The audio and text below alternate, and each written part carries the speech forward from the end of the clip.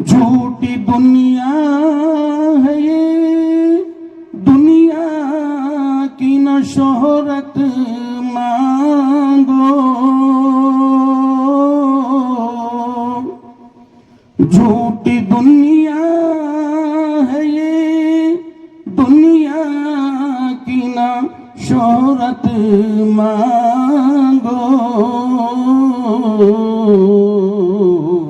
صرف اللہ سے تم علم کی دولت مانگو، صرف اللہ سے تم علم کی دولت مانگو۔ علم انسان کو انسان بنا دیتا ہے، علم انسان کو انسان بنا دیتا ہے، علم بے مایا کو سلطان بنا دیتا ہے، علم اللہ جسے دے اسے ایمان بھی دے، علم اللہ جسے دے اسے ایمان بھی دے، ورنہ وہ شے ہے کہ شیطان بنا دیتا ہے۔ بڑے ہی ادب و احترام کے ساتھ صدر جلسہ حضرت قاری محمد ادریس صاحب انصاری، بانی و ناظم مدرسہ جامعۃ الصالحات و چیئرمین فدائے ملت انگلش اسکول پونا وہ صدر جمعیت علماء پونا اور نائب صدر جمعیت علماء ہند صوبہ مہاراشٹر، گزارش کرتا ہوں کہ حضرت والا تشریف لائیں اور اپنے مواعظ حسنہ سے ہم سب کو مستفید فرمائیں۔ مولانا صدام یا محمد صدام؟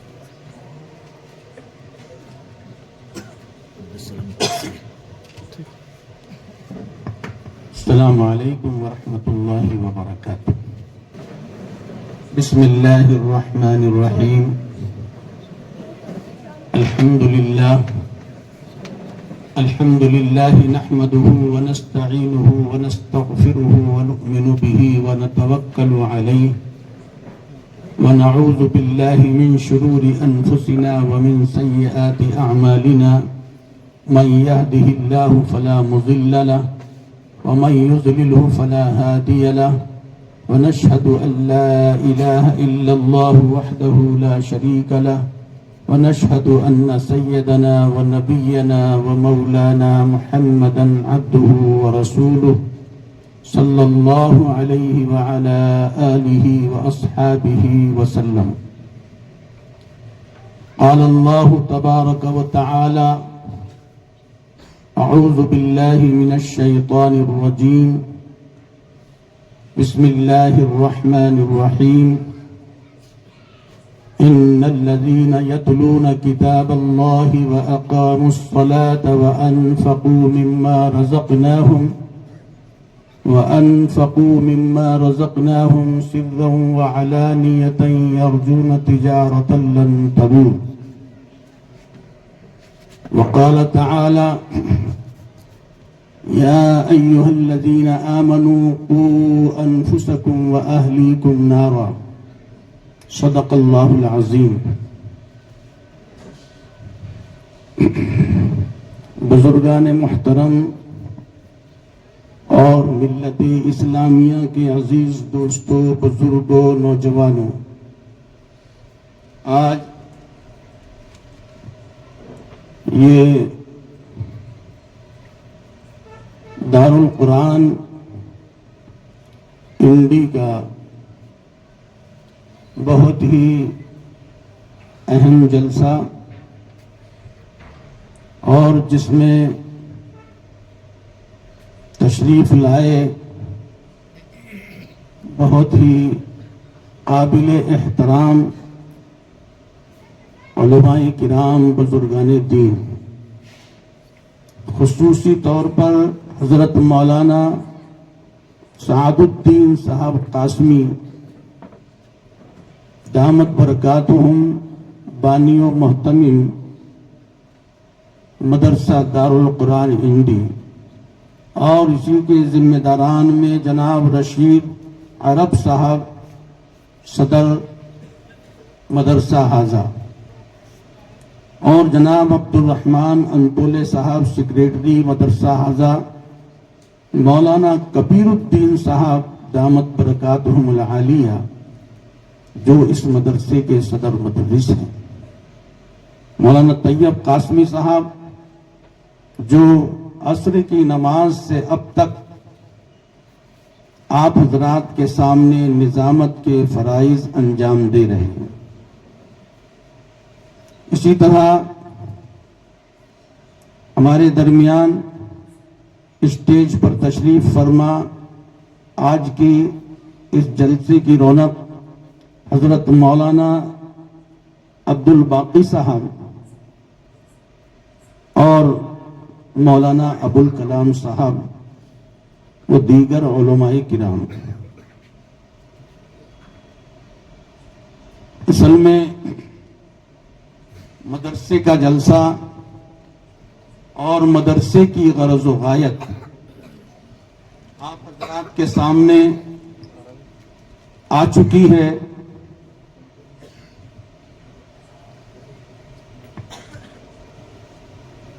اور مدرسہ کیا ہے اور مدرسے نے کیا دیا اور مدارس اسلامیہ کیا خدمت انجام دے رہے ہیں، یہ تفصیل سے آپ حضرات کے سامنے بات آ چکی ہے۔ کچھ چند اشعار ہیں جو آپ سماعت فرما لیں۔ وقت تو بہت کم ہے اور جو وقت دیا گیا ہے اس میں سوچ رہا ہوں کہ کیا کہوں اور کیا نہ کہوں۔ بہرحال جو بھی میری قسمت میں سعادت آتی ہے اس کو تو پیش کروں۔ کسی شاعر نے کہا، زندگی مانگو کسی سے نہ محبت مانگو، زندگی مانگو کسی سے نہ محبت مانگو،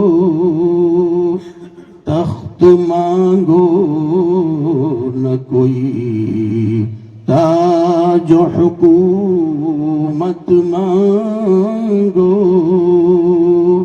تخت مانگو نہ کوئی تاج و حکومت مانگو، جھوٹی دنیا ہے یہ، دنیا کی نہ شہرت مانگو،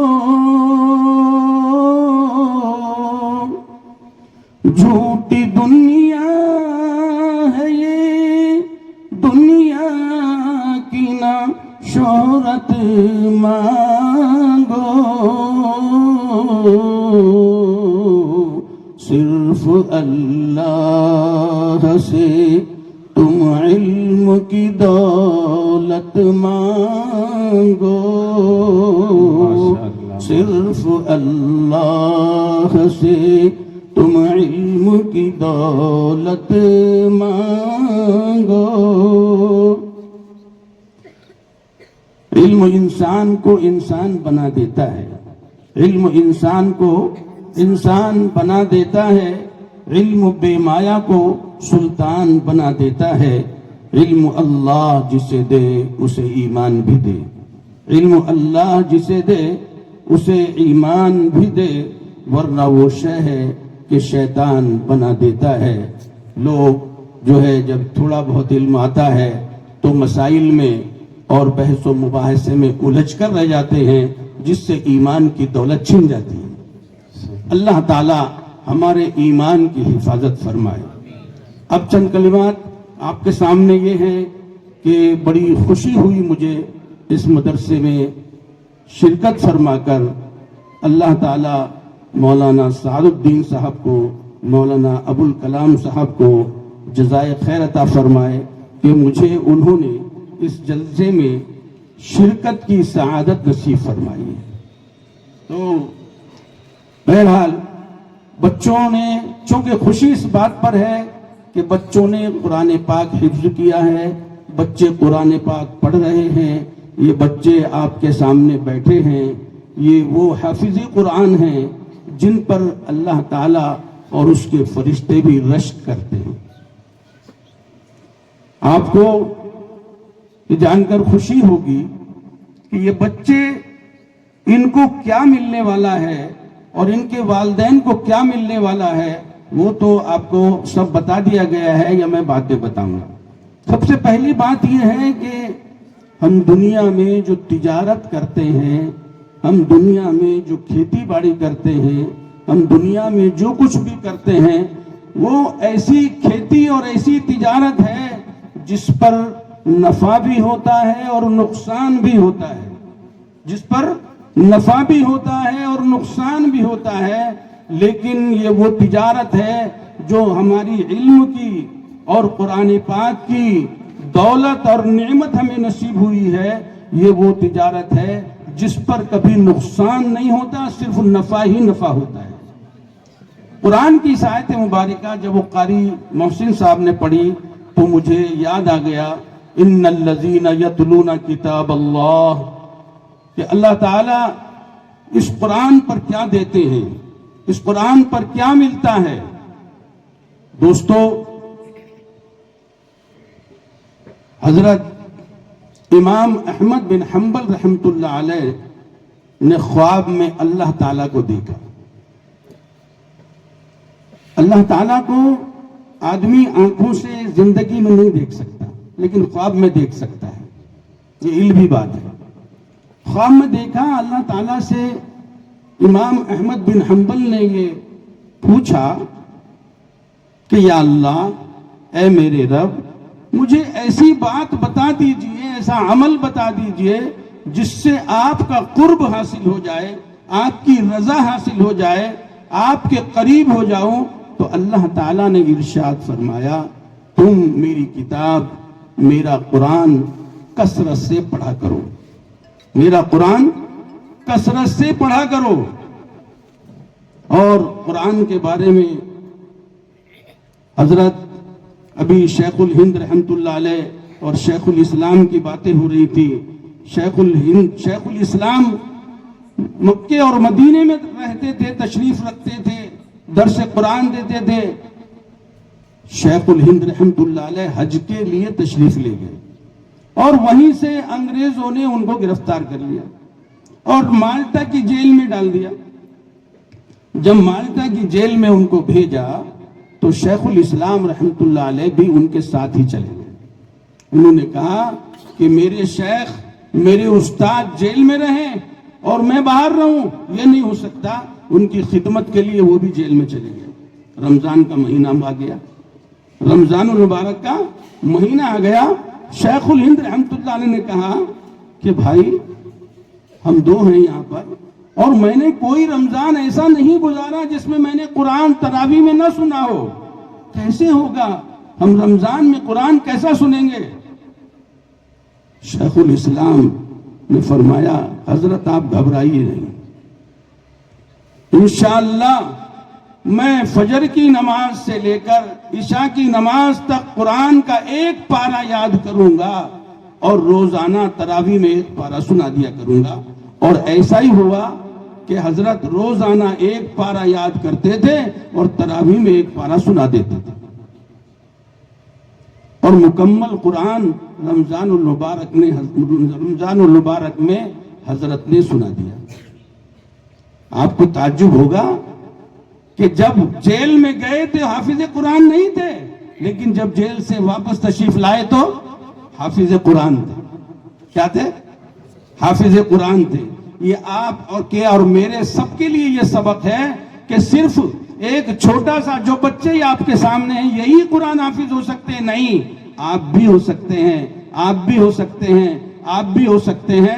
شرط یہ ہے کہ ہمارے اندر وہ جذبہ موجود ہو، اور جب قرآن کی عظمت اور قرآن کی کثرت اور قرآن کی تلاوت جب ہمارے اندر ہوگی تو اللہ کی طرف سے نعمتیں، اللہ کی طرف سے رحمتیں آئیں گی۔ امام نافع رحمۃ اللہ علیہ کا ایک مشہور واقعہ ہے کہ امام نافع قرات کے بہت بڑے امام ہیں۔ جب وہ تشریف لاتے اور بات کرتے تو ان کے منہ سے خوشبو پھوٹ جایا کرتی تھی، خوشبو آیا کرتی تھی۔ لوگ پوچھتے تھے کیا بات ہے، تم کیا پھایا رکھ کے آتے ہو، تم کیا عطر کا پھایا رکھ کر آتے ہو، کیا بات ہے؟ لیکن وہ کسی کو بتاتے نہیں تھے۔ لیکن ان کے شاگرد کچھ چلبلے شاگرد بھی ہوتے ہیں، کچھ بہت قریب ہوتے ہیں، کچھ شرارتی بھی ہوتے ہیں، وہ بہت اصرار کرتے تھے۔ ایک مرتبہ بہت اصرار پر انہوں نے کہا کہ واقعہ یہ ہے، جب آپ اتنا اصرار کر رہے ہیں تو واقعہ یہ ہے کہ ایک مرتبہ جناب رسول اللہ صلی اللہ علیہ وسلم میرے خواب میں تشریف لائے اور حضرت رسول اللہ صلی اللہ علیہ وسلم نے ارشاد فرمایا، نافع قرآن پڑھو، نافع قرآن پڑھو۔ امام نافع رحمۃ اللہ علیہ نے عرض کیا، یا رسول اللہ صلی اللہ علیہ وسلم، آپ پر تو قرآن نازل ہوا ہے اور آپ مجھے کہہ رہے ہیں قرآن پڑھیے۔ انہوں نے کہا پڑھو، آپ قرآن پڑھو۔ تو میں نے قرآن پڑھا۔ جیسے میں نے قرآن پاک پڑھا، رسول اللہ صلی اللہ علیہ وسلم نے میرے ہونٹوں کو، میرے لبوں کو چوم لیا، بوسہ دیا۔ وہ دن ہے اور آج کا دن ہے کہ جب میں بات کرتا ہوں تو میرے منہ سے خوشبو آتی ہے۔ جب تک وہ زندہ رہے ان کے منہ سے خوشبو آتی رہی، اور لکھا ہے کہ جب ان کا انتقال ہو گیا، ان کا جنازہ رکھا ہوا تھا، تو لوگ جو نماز جنازہ کے لیے تشریف لا رہے تھے تو ان کے جنازے سے بھی خوشبو پھوٹ رہی تھی۔ یہ ہے قرآن پاک کی برکت، یہ ہے قرآن پاک کی برکت۔ اور قرآن پاک کی بہت برکات ہیں دوستو، وہ جو ہم آپ سنتے ہیں اور ابھی آپ کے سامنے بتایا گیا کہ قرآن پاک پڑھنے والے کو، حافظ قرآن کو کیا ملے گا، اور حافظ قرآن 10 کی سفارش کرے گا، ان کے والد کو ایسا تاج پہنایا جائے گا جو سورج سے بھی زیادہ چمکدار ہوگا۔ یہ تو مرنے کے بعد کی بات ہے، لیکن دنیا کے اندر ان کو کیا ملے گا وہ میں سناتا ہوں آپ کو۔ دنیا کے اندر کیا ملے گا؟ آپ نے دیکھا کہ ایک حافظ قرآن، ایک عالم جب حافظ قرآن بن جاتا ہے، عالم بن جاتا ہے، تو وہ امام بن جاتا ہے۔ کیا بن جاتا ہے؟ امام بن جاتا ہے۔ امام کس کو کہتے ہیں؟ جو سب سے بڑا ہو اس کو امام کہتے ہیں، جو سب سے بڑا ہو اس کو امام کہتے ہیں۔ جب وہ نماز کے لیے کھڑا ہوتا ہے، جب وہ نماز کے لیے کھڑا ہوتا ہے تو اس کے آگے تو کیا، اس کے برابر میں بھی کھڑے ہونے کی ہمت نہیں کر سکتا۔ اس کے آگے تو کیا کھڑا ہوگا، اس کے برابر میں بھی کھڑا ہونے کی ہمت نہیں کر سکتا۔ وہ مقام ہے ایک حافظ قرآن کا، ایک عالم کا۔ تو میرے دوستو، دنیا میں اللہ تعالیٰ جو ہے عالم کو اور حافظ کو وہ مرتبہ دے رہے ہیں، آخرت میں تو دیں گے، اس کو تو ہم سمجھ رہے ہیں کہ اس سے کیا کیا انعامات اس کو ملنے والے ہیں، اس کے والدین کو کیا کیا ملنے والا ہے۔ تو دیکھیے، وہ بچے بھی مبارکباد کے مستحق ہیں اور وہ بچوں کے والدین بھی مستحق ہیں، جن والدین نے اپنے بچوں کو ان کے حوالے کیا ہے، مدارس کے حوالے کیا ہے، مدارس کے ذمہ داروں کے حوالے کیا ہے، اور وہ اساتذہ بھی مبارکباد کے مستحق ہیں جنہوں نے مدرسے میں اس خدمت کو انجام دیا، یا جو خدمات انجام دے رہے ہیں اور اس کے لیے محنت کر رہے ہیں۔ قرآن پاک کی جو میں نے آیت پڑھی، اصل میں اگر اس کے ترجمے اور تفسیر کی طرف جاؤں تو میرے پاس اتنا وقت نہیں ہے، لہٰذا میں اس کے آگے جانے کی جرت نہیں کرتا، کیونکہ میں سمجھ رہا ہوں کہ شاید محتمم صاحب اسی لیے آ کے کھڑے ہو گئے۔ جب کسی مقرر کو ہٹانا ہوتا ہے کرسی سے تو وہاں کوئی نہ کوئی آ کے یا تو ناظم کھڑا ہو جاتا ہے، ناظم کھڑا ہو جاتا ہے، تو لہٰذا میں سمجھ رہا ہوں، اور چونکہ وقت بہت ہو گیا ہے، انہوں نے 8:30 کا وقت مقرر کیا تھا، 1 گھنٹہ میں سمجھتا ہوں آگے جا رہا ہے۔ تو میں یہ بتانا چاہتا ہوں کہ آخر میں جو قرآن پاک کے اندر ہے، وہ آیت کے اندر ہے کہ جو خرچ کرنا ہے، جو لوگ خرچ کرتے ہیں، جو لوگ اللہ کے راستے میں دیتے ہیں، جو اللہ کے لیے دیتے ہیں، اللہ تعالیٰ ان کو 700 گنا دیتا ہے۔ آپ نے 1 روپیہ دیا تو آپ کو 700 روپیہ ملے گا، اس کا ثواب ملے گا۔ لیکن اللہ تعالیٰ قرآن میں فرماتے ہیں واللہ یضاعف لمن یشاء واللہ واسع علیم. 700 نہیں، اللہ تعالیٰ کتنا دیں گے اس کا کوئی شمار نہیں. اللہ تعالیٰ کتنا دیں گے اس کا کوئی شمار نہیں. آپ لوگوں نے بچوں کو انعام دیا، آپ لوگوں نے اساتذہ کو انعام دیا، لیکن یہ جو عمارت نظر آ رہی ہے، یہ جو بچے پڑھ رہے ہیں، اساتذہ کی تنخواہ ہے اور یہ اس کے اخراجات اور اس کا مینٹننس ہے، وہ بھی آپ حضرات کے تعاون سے ہی پورا ہوتا ہے. آپ میں سے کوئی آدمی ایسا نہیں آیا کہ میری طرف سے 10,000 روپے اس مدرسے کو دیے جاتے ہیں، 50,000 اس مدرسے کو دیے جاتے ہیں. ابھی میں ایک مدرسے کے جلسے میں تھا، الحمدللہ لوگوں نے کئی لاکھ روپے چندہ دے دیا، کئی لاکھ روپے. کوئی 50,000 بھی ایک آدمی نے دیا. کتنا؟ 50,000 بھی ایک آدمی نے دیا. تو میں سمجھتا ہوں کہ دیکھیے یہ دل سے دیا جاتا ہے. یہ کیسے دیا جاتا ہے؟ دل سے دیا جاتا ہے. اس سے نہیں دیا جاتا کہ اس کے پاس دولت ہے. دولت تو بہت لوگوں کے پاس ہے، لیکن اس دولت کا استعمال کہاں کیا جائے؟